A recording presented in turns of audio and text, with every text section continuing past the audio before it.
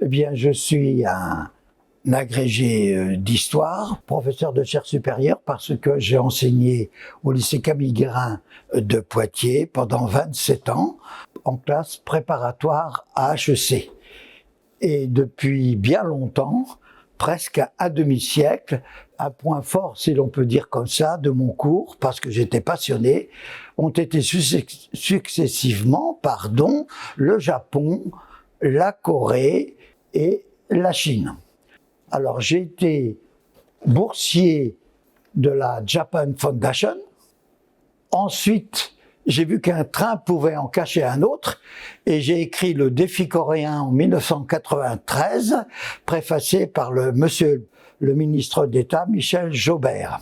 Et puis j'ai vu qu'il n'y a plus qu'un train, c'est la Chine qui évidemment, à sa taille, à sa mesure, allait bouleverser le monde, d'où mon premier ouvrage en collaboration avec mon collègue agrégé Eric Charles Pilberg en 1996, Le monde chinois.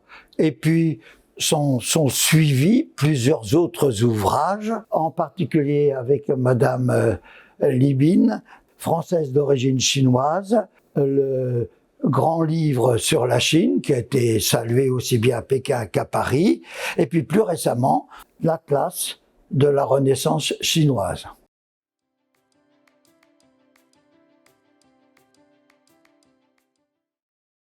Avant de parler du président Xi Jinping, vous me permettrez de rappeler quelques fondamentaux de la Chine, en particulier sur ses deux prédécesseurs, le président Mao et le président Deng Xiaoping.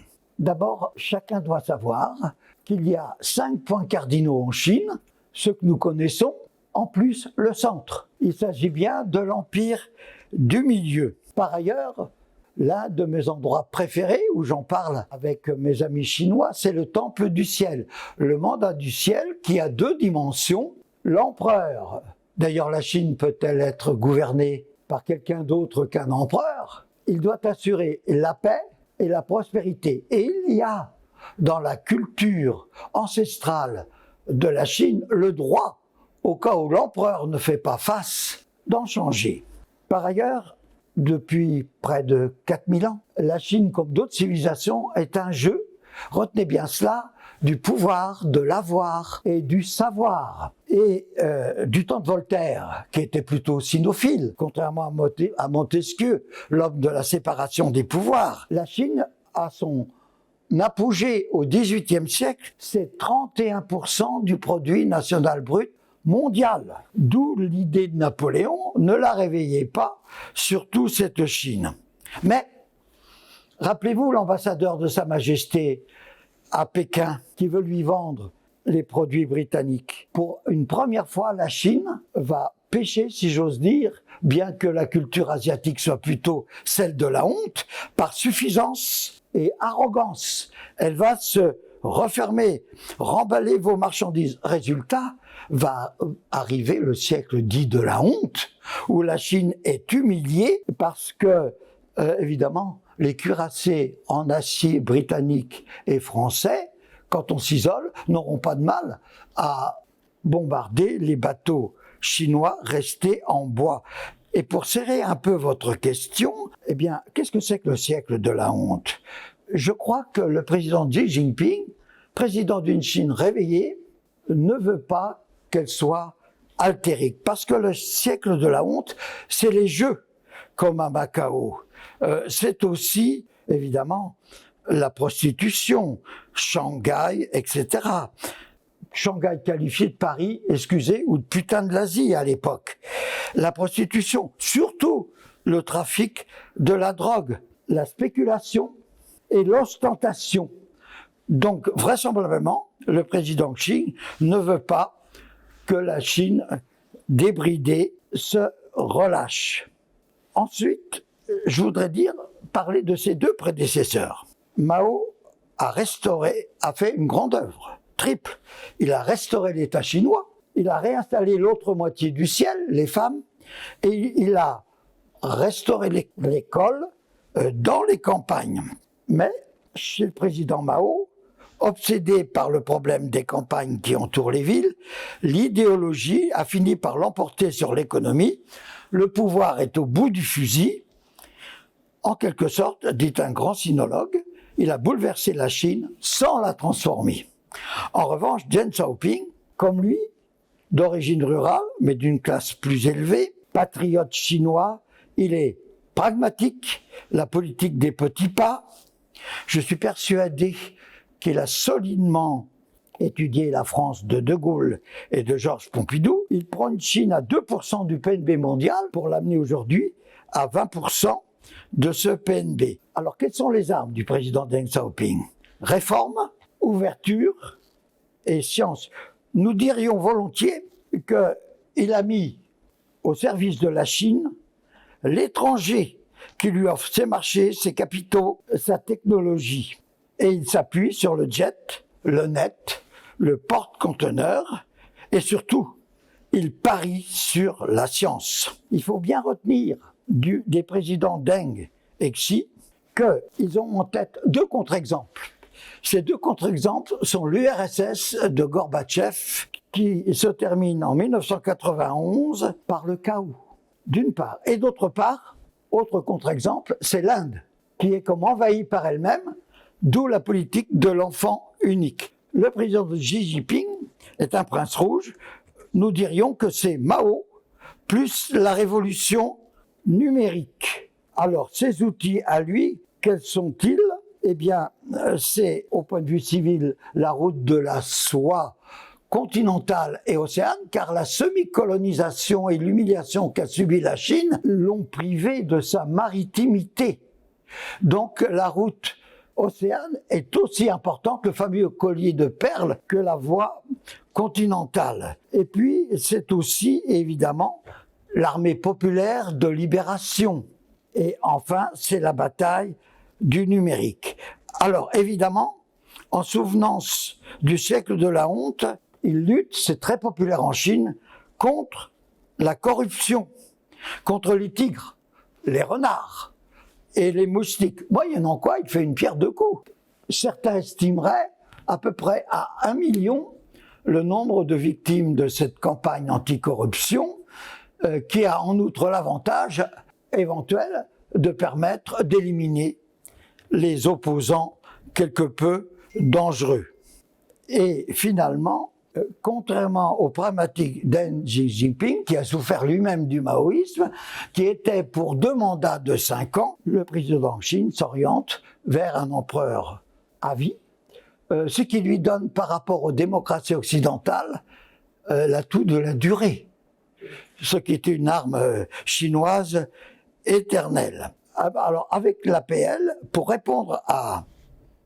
Mais vous allez m'interroger là-dessus, c'est plus davantage géopolitique, à l'encerclement, le Quad, à l'alliance des démocraties, Japon, Inde, Taïwan, entre autres, et évidemment États-Unis, eh bien, il poldérise et militarise la mer de Chine occidentale, malgré la Convention internationale de Montego Bay qui date de 1982 et malgré la condamnation de la Cour de justice de l'Haye. Je dirais que depuis son réveil, la Chine, qui a étudié le sort de tous les empires, l'Empire britannique, c'était quoi sa puissance? Nous sommes au cœur du problème. J'invente la formule, si vous permettez. C'était factory, l'industrialisation, c'était la Navy, et point final peut-être que tente Pékin, la City. C'est ça qui est étudié. C'est un croisement très pragmatique de la Grande Angleterre, principale puissance mondiale, et du réveil français, De Gaulle, Pompidou, nous insistons. Alors, ces armes, nous disons donc, du président Xi, c'est la route de la soie inversée, c'est l'APL sur terre et sur mer, c'est évidemment l'offensive scientifique de premier niveau, c'est enfin pour instaurer un ordre made in China plutôt qu'un ordre américain, en s'appuyant éventuellement sur la diaspora chinoise, la stratégie d'influence à l'ONU, qui a vraiment bien remarqué que la Chine a pris la tête de 4 agences sensibles de l'ONU. Je citerai de tête, la Chine dirige l'agence onusienne de l'aviation civile, mais aussi de la recherche industrielle. Elle a même pris le pouvoir à la FAO, à la place de la France, il y a quelque peu. Donc, disons que la force de la production réside dans les sciences désormais pour la Chine, et ce qui peut empêcher nos amis américains de dormir, c'était son fameux programme Made in China de 2025, qu'il leur a instauré dans tous les grands secteurs scientifiques à la tête du peloton mondial. Et le tout dans un cadre vertical.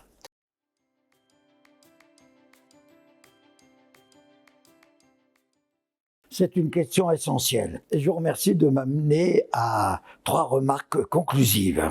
Quand la Chine ralentira? Parce que, avec l'affaire du Covid, le monde occidental et d'autres ont pris conscience du manque de transparence et de leur dépendance économique. Et par conséquent, désormais, ils freinent le transfert de technologie, le mot magique, puisqu'aujourd'hui, nous allons parler dans ce magnifique palais des congrès de rééquilibrage. Le mot-clé, c'est la réciprocité.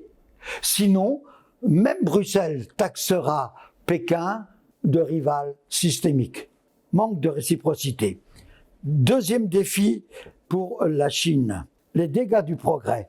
En quelque sorte, elle a sacrifié son environnement à son développement. Les glaciers du toit du monde fondent dans l'Himalaya. La mer avance, le désert également. Et malgré une nouvelle politique de reforestation, la Chine est le pays des catastrophes sismiques, météorologiques, évidemment, tempêtes, inondations, typhons, et de l'air irrespirable à Pékin, aussi bien pour les enfants des riches d'ailleurs que pour les enfants des pauvres. Et ce dont le président Xi se méfie, c'est l'inégalité en Chine. Vous savez, il y a un coefficient qui mesure la distance économique et sociale entre les plus riches et les plus pauvres dans le pays. Il s'appelle le coefficient de Gini. Incroyable mais vrai. En Chine, il est plus important qu'aux États-Unis. Il faut se souvenir. Donc la Chine est aujourd'hui un double défi d'inégalité territoriale et sociale que le pouvoir s'efforce tant bien que mal de résorber. Mais notre troisième réserve, pour que l'on n'ait pas trop peur de la Chine, il n'y a pas trop de raisons, c'est qu'elle est devenue le pays de l'enfant rare. Tout le monde a appris au lycée que pour reconduire une population à égalité, il faut 2,1 enfants par femme. La Chine, comme l'Europe de l'Ouest, l'Asie confucéenne et l'Occident sont dans le même bateau démographique. 1,4 enfants par femme. Ce que tout le monde oublie, c'est qu'à ce rythme de renouvellement, écoutez bien, de seulement les 2/3, eh bien, en 2 générations, la population a diminué de moitié. Vous imaginez dans moins d'un demi-siècle une Chine revenue à 800 millions d'habitants face au chaudron démographique d'une Chine toute jeune de 2 milliards et d'une Afrique subsahélienne au même chiffre.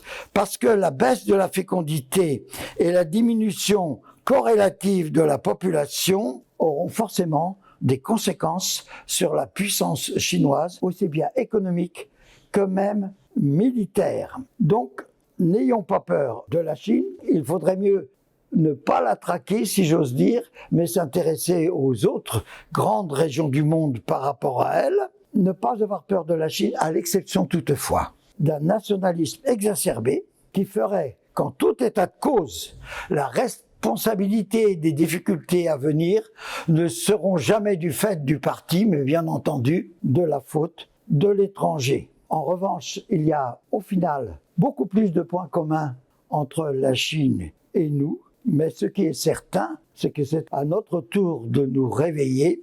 En quelque sorte, le duel des intelligences a commencé.